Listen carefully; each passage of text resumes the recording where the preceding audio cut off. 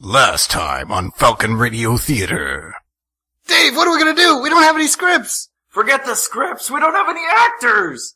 And plus our mic levels are off again! Well, it doesn't matter if our mics are even done right. We don't have anything to perform! Oh my gosh! Oh no! Now what are we gonna do? Wait.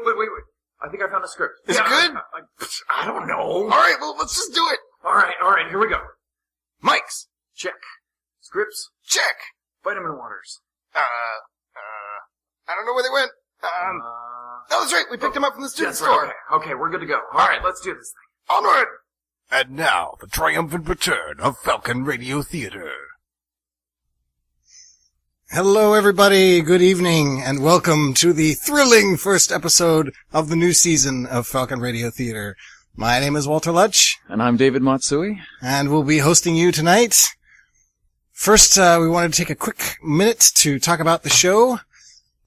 Excited for this new season we've got coming up. We've done a lot of writing over a long period of time, and we've also done a lot of voice acting, and we decided, this show really combines those two things, so we decided we wanted to kind of stretch our talents and start getting them out there. Yep, and we thought this would be a wonderful opportunity. Once we heard that there was a radio station at SPU, we thought, hey, we could do something like that. And we decided, you know what, we're going to do radio theater. We're going to bring it back and do serials over the airwaves.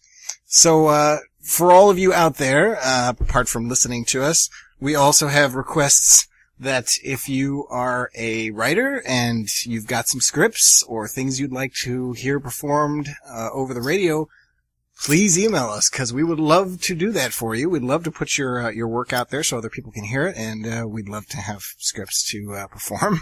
And also, if you're an actor who would just love to do some crazy roles and just come on and try different voices, do different things, then come on to our show. If you have a script or are an actor and you'd like to participate, please shoot us an email at falconradiotheater@gmail.com. That's theater with the classic spelling of R-E, not E-R. We'd love to hear from you. Also, our Facebook page is back up, so that'll be Falcon Radio Theater, or www.facebook.com/Falcon Radio Theater. And we're also, in addition to looking for actors and scripts, we're looking for listeners as well. So if you're just interested in listening to the show, we'd love to have you along. And again, you can follow us at facebook.com/Falcon Radio Theater, and that's theater with an R-E, not E-R. And with that, we're going to go ahead and get into the first script of the night. This script is entitled Cat and Dog by Dwayne Yancey, one of our frequent people who sends us scripts. On a suburban lawn, two pets from the same household are out in the lawn. The cat is climbing the tree while the dog is leashed to the trunk. Hey, dog. What? Who said that? Where? Look up, you idiot. Think in some different dimensions for a change. Oh, hey, cat. What are you doing up there? What's it look like I'm doing? You're not stuck again, are you? That's none of your business. Because that one time you got stuck up in the tree, they had to call the fire department, and they brought that big truck with the big ladder. I don't want to hear about it. As far as I'm concerned, that day never existed. I peed on the leg of the fireman when he was holding the ladder. Did you know that? Why am I not surprised? So, really, what are you doing up there? I'm looking down on you. That's what. Oh. Okay. I guess that makes sense. Not just literally, but figuratively. I got up on the sofa once. I don't think I like heights much. I don't like getting my nose smacked with a newspaper either. You don't even see the irony, do you? I don't know. What's irony? Why do I even bother? I don't know. Because you've got lives, maybe, and you don't have anything better to do? Is that even true, anyway? Do you know where I come from, dog? From the shoebox that little girl across the street brought over? And here I thought she was bringing Girl Scout cookies. I am a lion. A miniature lion, to be sure, but a lion nonetheless. I am the king of beasts. I am a god. Oh, wow, I just thought you were a mangy ball of fur. That's what our owner always says. Your owner, maybe, not mine. Wait, you don't have an owner, but I thought... I am the culmination of the cat family. The lion, the tiger, the jaguar, the panther. All must envy me, as I sleep in the lap of luxury with human servants to tend to my every whim. Fill my bowl with tuna juice. Bring me my catnip toy. Scratch me behind my ear. Yes, just like that. Oh, yeah, now go away. I cannot be bothered. You know where you come from, dog? The pound? Wolves. Wolves? Where? You! What? No, I'm a mutt. That's what they tell me anyway. I think it's some kind of special breed. Your ancestors were wolves. Vicious, fearsome, man-eating wolves. Now look at you. You started hanging around people so much, they not only domesticated you, they turned you into a pet. Not just a pet, a servant. A willing slave who fetches their newspaper, their slippers, even their sticks. And even sometimes those stupid plastic flying disc things. Oh, well, I don't know. I kinda like people. They're good to me. They give me treats. Gravy train. They chain you up on the porch. Oh, that's just so I won't run away. Exactly. I don't get it. I don't want to run away. Because that's what they've told you to believe. Yep. Sit, roll over, fetch. I like doing what they tell me to do. Sad. Just sad. I get sad when my owners go away. I'm sure you do. So, you want to make your owners happy? Always. Go to the door and bark until they come outside to look at me. Oh, okay. Wait, why do you want them to come look at you? You're not stuck up and get in that tree, are you? Just go bark. Oh boy, I bet I get to pee on another fireman's leg, oh boy. Pitiful. Just pitiful. The end. That was Dog and Cat by Dwayne Yancey. Part of the dog was played by Dave Matsui, and the part of the cat was played by Walter Lutsch. And after that, we're going to take a quick break, and you can listen to a word from our sponsors. Enjoy. Welcome to Arnie's Gallery of Weapons. We have any weapon you can imagine. Semi-automatic, fully automatic, rocket launchers and sniper rifles. We carry every type of ammo ever created. And we have whole rooms just full of it. We're running a special right now. Buy 2 miniguns and get a crate of C4 free. So grab a card and shop like Arnie. Armed with that selection, you'll have no problem getting to the chopper. Welcome back, everybody. I hope you enjoyed getting your ear yelled off by Arnie. And we're going to jump into our next script, which will be the first of our new radio serials featuring Stanley and Bubba. Entitled The Bead Quest, Part 1, by Walter Lutsch and David Matsui. In a spacious 2-bedroom apartment, a small furry creature is stealthily avoiding the gaze of the apartment's 2 human occupants as he begins his quest to send his owners a message. He is known by many names. He stalks the dark spaces between the giant wooden columns, carefully to hide his presence from the giants. The Brazilians know him as Cabase, the aged man in the form of a blessed animal. Sticking close to the shadows, he waits for the giant's gaze to pass before darting toward the sacred place of feasting. He swiftly climbs the slick column before him, leaping up to the cushioned ledge as soon as he is high enough to risk it. The Arabs refer to him as Aminte, the Defender. Pressing his body against the rough surface of the hold wall, he waits again until the giants have passed his position, before jumping up quickly onto the wooden plateau and creeping toward the ceramic circle upon which he will send his message. The Chinese know him as Yayu, Jaded Grace. Carefully he grasps the wet and slimy pasta, pulling them into the shape he has spent hours staring in the book of names. The Americans, however, they dare to besmirch his honored heritage and call him Jungle, the monkey. Slowly, the words begin to take shape in front of him, and he chatters softly in success. In truth, he was hoping when they shipped him from China for a true American name, like Stanley. He is fond of the name Stanley.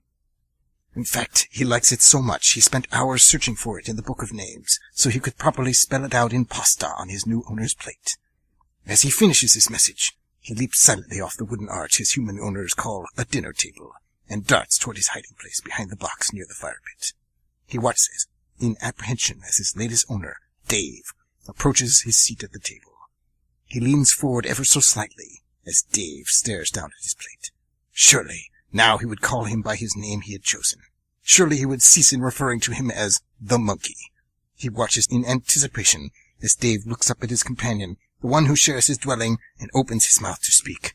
Stanley's moment of triumph is at hand. Could you push the sauce a little closer? Thanks.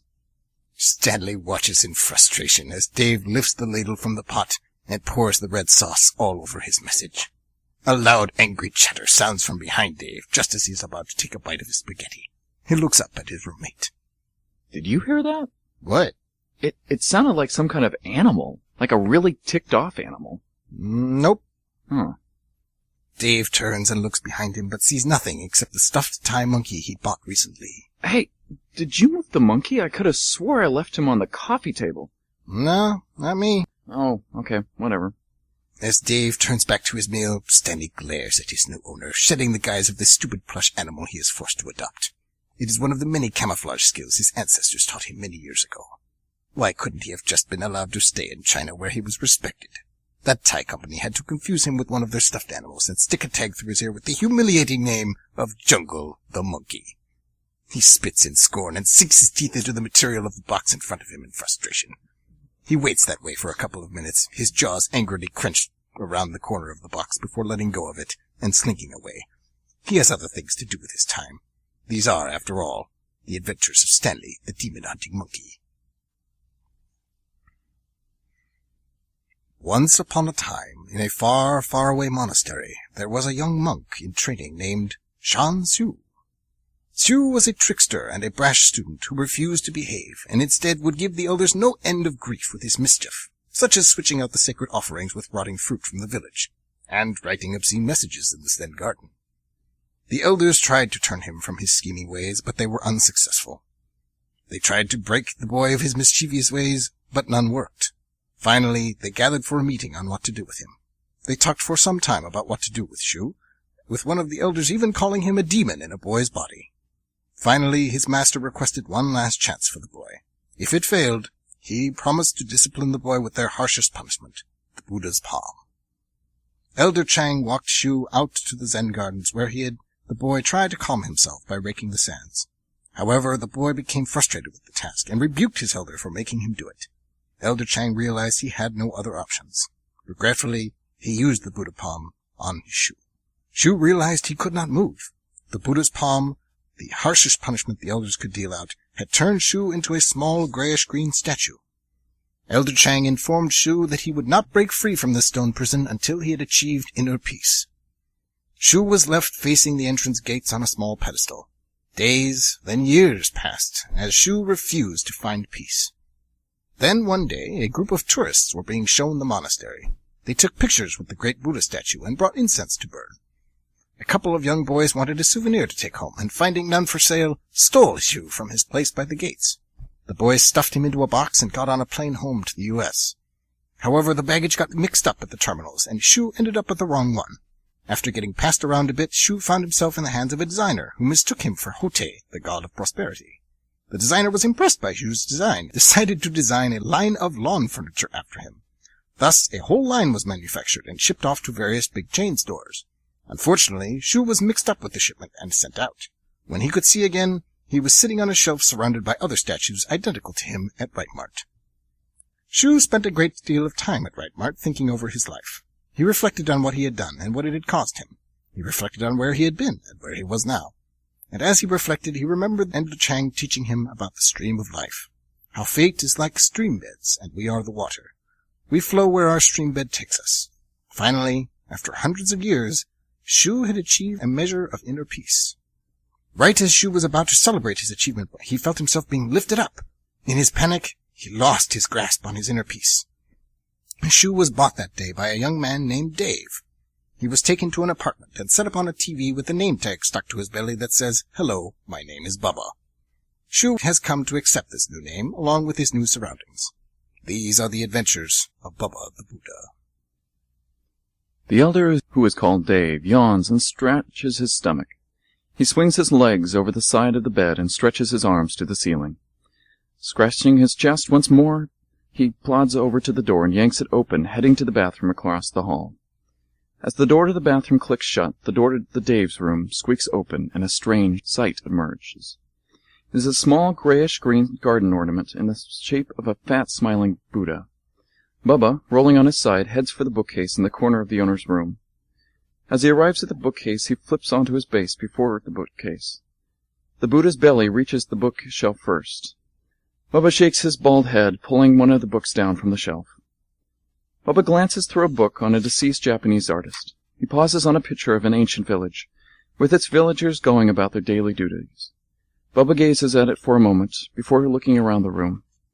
Closing the book, he picks it up and places it back on the shelf. He then rolls out of the room, closing the door behind him. He rolls down the hall and around the corner toward the living room. As he rounds the corner, he hears the bathroom door creak open. Bubba flips himself over in front of what he has come to call the slave boxes. The slave boxes are usually black, but if you press a button on it, people will suddenly appear for you and begin talking, singing, and sometimes dancing. He focuses his energy in his body, and suddenly he begins to rise from the carpeted floor. He floats up and lands himself neatly on the smaller of the two slave boxes, and resumes his normal posture. As he does, the Dave comes rushing around the hall, and he almost bumps into his fellow elder. "Sorry, dude, I'm running behind for work and gotta grab something to nibble on before work." I think I might have a breakfast bar in the pantry. You Cool. can have it if you want. "Oh, alright, thank you, cool, I'll be right back." The Dave returns from the kitchen with something sticking out of his mouth. "Alright, let's get out of here." The Dave and his roommate head out the door and close it firmly behind them. Bubba listens as the door makes its usual clunking sound. Bubba sits and watches the door, still smiling. Suddenly, the door lock clunks again, and the Dave bursts through the door. He races down the hall. A door slams, and then the Dave comes racing down the hall again and yanks the front door closed. The clunk is heard again. This time, Bubba rolls off the picture box and lands with a thump on the floor. Bubba rolls back into the Dave's room and this time heads for the window. He floats up until he has reached the blinds and tugs the cords hanging from them. The blinds shift to let the sunlight alight on the Buddha's belly. He floats back down and rolls himself into a spot right where the sun reaches the carpet. He squirms for a second before scooching to the right. He sits for a moment before scooching to the left. Bubba smiles as he rests in the spot he's found. He inhales deeply, letting his belly expand more than usual. Slowly he exhales. Bubba closes his eyes and lets the silence of the morning fill his ears.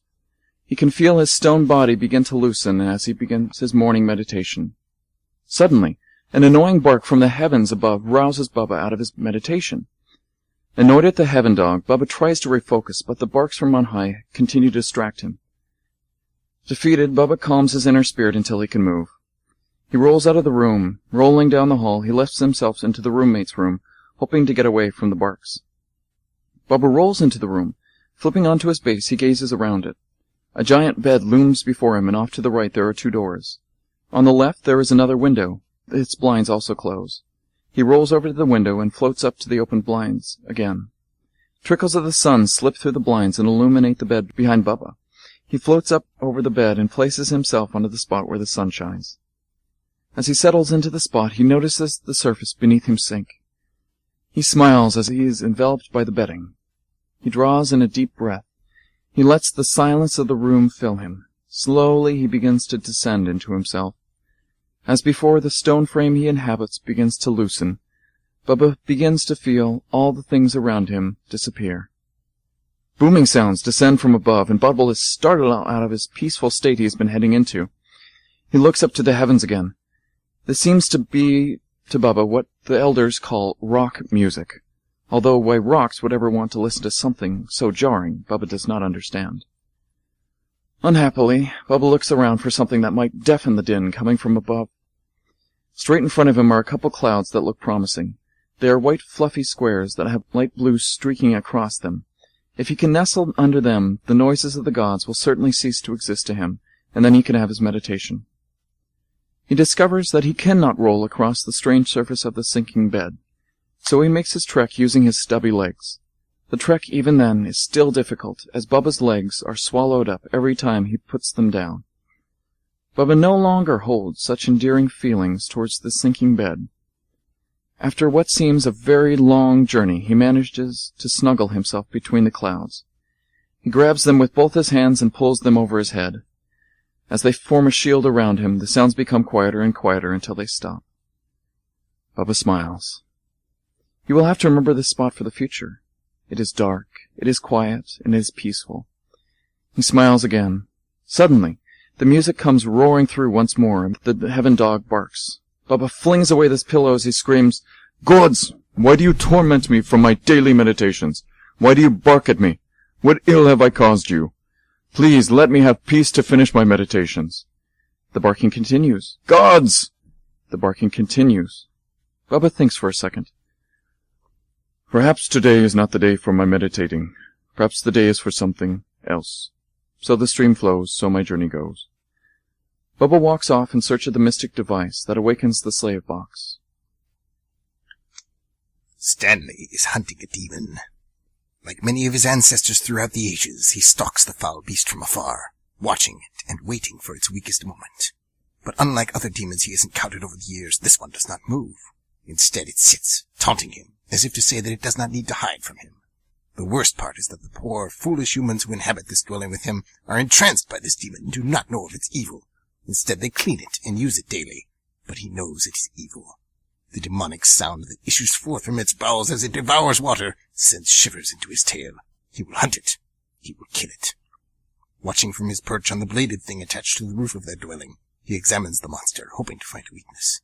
He chatters in anger at it for fooling his owners into believing its supposed benevolence. He will kill it, even if he must perish with it.